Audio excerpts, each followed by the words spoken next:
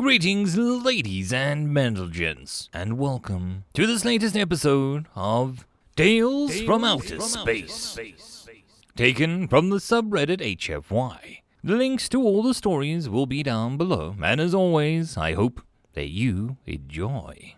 And if you do, please consider subscribing. Story number 1. Humans Are Weird. Connotations. Written by Betty Adams. These are some very thorough observations that you've taken of the human language patterns, First Sister said as he examined the data, but I failed to comprehend the exact nature of your current research proposal. 27th cousin flicked her antennae in agreement and figured the hello display. She was all too aware of how confusing the mass of data was. As you are well aware, First Sister, she said, all known languages have two delineated meanings for each individual idea nodule. At least two, the First Sister agreed. For humanity, this manifests with the connotations and denotations of words. 27th cousin went on, warning her subject. Each word has their assigned technical meaning or denotation, which can be expressed shortly and in writing, and a range of positive and negative associations which require a far greater range of expressions to convey. First Sister spread her antennae in request for an example. Devour and scarf, for instance, have identical denotations at the current point in time, 27th cousin said. They converged due to a language drift fairly recently. They share the mildly negative connotation of being related to animalistic behavior. However, the emotional resonance of devour is frightening and negative, while the emotional resonance of scarf is humorous and positive. First Sister flashed a neck frill and pleased acceptance for the explanation. The pair are fairly well understood, 27th cousin went on, but there is more to study to be done on this area. I believe I found a similarly matched set, but this one a complex phrase where the denotations are identical and the connotations are vastly different. The far negative reaction being the one that you are concerned about is the Core University Institute Review Board rejecting study 4, First Sister said, one antennae bobbing slowly in understanding. 27th cousin flared her frill in relief and confirmation. And you want me to aid you in formulating the study so it isn't rejected, First Sister went on thoughtfully. 27th cousin tried to keep her antennae from twitching in excited anticipation like a newly emerged. I'm afraid that I can't, First Sister said with a very disappointed droop of her frill. 27th cousin tried not to twitch in irritation. She well knew that the first of her hive, the First Sister had no intention of disappointing her younger hive-mate. However, there was some mischief twitching at the end of her mandibles, and the 27th cousin knew better than to attempt to force the issue. I am disappointed, she said tonelessly, playing along. What am I to do? Well, First Sister brushed back the antennae dramatically. The duties of a newly mated are so many, but I suppose... The duties of a what? 27th cousin's frill snapped out in full and washed green and blood flow. Her antennae positively danced as she even lost professional control of her voice, letting it shoot out of the common range and into the native trill of the species. First Sister clicked in mock surprise and flicked her mandibles to the side like an old matron. Weren't you told, the dear one? She asked in a calm and professional tone. Only the rapid fluttering of her frill began her neck gave her excitement away. 27th cousin laid her antennae back in the emphatic negative. Well, First Sister shook herself and gestured off to the screen. As I was saying, I cannot attend to this at the moment because second brother is here. An absolutely gorgeous male stepped into the frame with her. He was a smooth, creamy green all over, with a brilliant red semi-frill around his neck, coming to a point just over his thorax. His antennae were long and amazingly flexible, coming nearly to First Sister's neck when alert with interest. His eyes were the true color of amber, and the facets so well defined that the crystals of the mother would have wept in envy. They were wide set as well. A human might have splayed out their hand full width up to Patty's head and not touched either eye with a pinky or a thumb. His mandibles positively gleamed with health, and they moved, which they were doing now. 27th cousin started up and laid her antennae back in shame. "Forgive me," she said hurriedly. "I didn't hear that. I was somewhat, surprised by the sudden—" "We saw," Sister said with a smug tone. "What my dear second brother was saying was that he would be glad to come personally and assist you with your study. He is very proficient linguist and specializes in human— Oh, what is that strange organ term that they use?" "Tongues," second brother offered as a shy flick of his supple antennae. 27th cousin didn't know how to frill, could actually burst from pride, but first sister looked to be in severe danger of it. "I would be glad to have his assistance," 27th sister said with full sincerity. Antenna paralyzing beauty aside, the university-trained linguist would be just what she needed. "But how can you spare him?" she asked. "Given the cycle, we won't be stringing any lines in the garden for some time," first sister said with a dismissive flick of her antennae. Second brother ducked his head in embarrassment at the blunt statement, but his antennae were twitching with delight. First sister nudged him pointedly with a foot joint.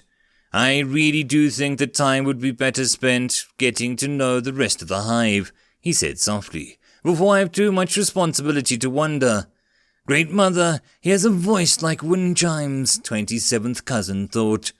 "That would be ideal," she said. She forcibly refocused her attention away from her new cousin and indicated the data. He leaned forward eagerly and read through it. He soon clicked an understanding. "You'll most likely want someone non-threatening to ask the questions," he said. "I can do that." She clicked gratefully. "That would be wonderful," she said. "For some reason all the humans on this base are nervous around me." "Curious," second brother said without taking his attention off the data slave. "You have such a charming mandible set." "Be that as it may," she replied, "I think you will be far better than non-threatening questioner." "So the concept is," he said as he finished the data, "is that I am to come up with an individual human while they are isolated, ask them one of two nearly identical questions, and record their emotional responses." 27th cousin flicked her antennae in confirmation.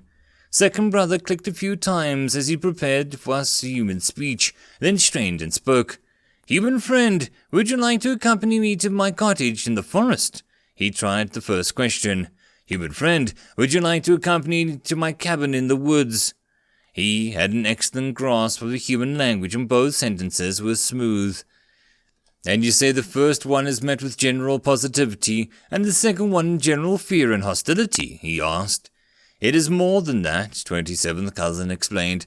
"I showed the question set, and he assured me that the connotation set was pleasant and vague for the first, but very specifically being hacked to death by the insane human after a prolonged pursuit in the second." Second brother curled his antenna in horror. "That is a very specific connotation," he observed. "What could have caused that?" End of story number 1. Story number 2. Humans Are Weird. Rope Swing. Written by Betty Adams.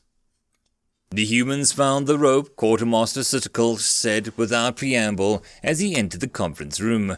Quelched clicked absently in sympathy without lifting his focus from the information that he was presenting to the new commander. The commander, however, lifted his primary eyes to focus on the quartermaster. The commander's primary mandibles cocked in a curious angle as Quelched tried not to feel irritation at Sitticle spread all 8 limbs from the maximum extent in an exaggerated gesture of bewilderment. "We did our best to hide the rope," Sitticle raised a single manipulator to emphasize the singular nature of the rope in particular. "But I swear to the main swarm, to the mother swarm, that they have some sort of instinct for finding exactly what you don't want them to find." Quelched wished for a moment that he could roll his eyes at the new commander. The young, eager thing from the main university tilted his head in curiosity. "Which ropes did the humans find?" the commander asked, folding his primary manipulators politely across his abdomen. From the way the sensory hairs surrounding the commander's primary eyes bristled in confusion, Quelched assumed that the question he really wanted to ask was if the quartermaster had seen the base psychologist recently. Private Smith found the 6-centimeter diameter soft-weave nanobot fiber rope. We had it hidden in the coil in the secondary storage container under the storm tops." Coltext watched in amusement as the commander surreptitiously tapped on a note on his pad, a reminder to ask what storm tops were. That particular horror would wait a bit longer, according to the human meteorologists. At least, there was an 80% chance it could. He said that he was looking for a lighter. Sitixquilt preemptively raised a manipulator to stop the commander from asking the question that was on his mandibles. No, I don't know a lighter what, but he did not seem interested in enlightening me between his screams. Don't ask about the screams, Coltext said softly. The commander glanced at him uneasily, but allowed the quartermaster to continue. He shifted the tops. The quartermaster wrung his primary manipulators. Do you have any idea how much they weigh? We have to get the entire swarm out to move one of those things. The commander glanced at Coltext, and Coltext shook his head. That question didn't require an answer. So he moves the top, the quartermaster went on, and found the rope. And it's the swinging hole incident all over again. The quartermaster dropped his primary manipulators and looked at the commander expectantly. The commander gave Coltext a rather desperate look, and the nutritional anthropologist took pity on the young officer. He raised one manipulator for attention. Pardon my intrusion, Coltext said. How can this be a swimming hole incident? The land around here is near uniformly flat as the human's physical resolution, and none of the herbage around us is strong enough to provide the support for the rope. The quartermaster expanded his mandibles as if to answer, but after a moment of hesitant clicking, he slumped. Can you please come outside and see for yourselves? The quartermaster asked. We're not going to get the safety award this cycle. Oh dear, Coltext murmured as they gathered up his things. We were on such a good track too. How humans are being so responsible. He and the commander followed the quartermaster out of the conference room and then entered the main building. The screaming became audible as soon as they passed the outer airlock, along with the rumbling sound of one of the transport engines. They rounded the corner of the main building complex and stared in shock at the scene in the parking lot. One end of the rope had been secured to the clamp of the boom claw used for taking samples. Apparently the device meant to reach far underground caverns was strong enough to support both the rope and the human who was clinging to the lagging end. They had tied a knot at the end of the rope and were using it as a point to grip on with their legs.